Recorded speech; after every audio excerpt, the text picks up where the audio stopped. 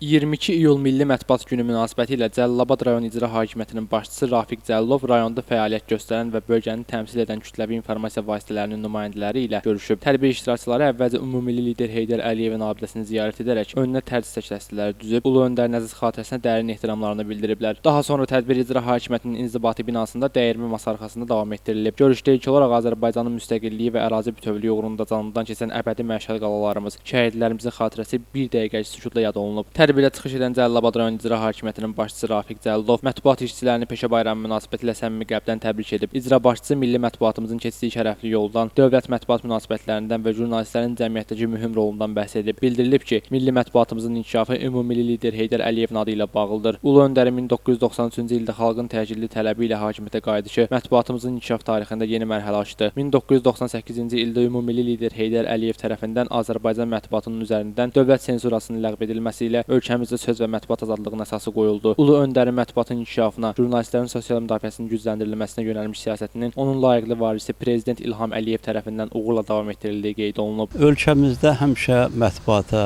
ədəbiyyata, qələm adamlarına diqqət və qayğı var. Bu gün də rayon icra hakimiyyətində mətbuatımızın 151-ci ildönümü ilə əlaqədar tədbir keçirildi. Tədbirdə biz öz gördüyümüz işlərdən danışdıq, qarşıda problemlərimizdən söhbət açdıq.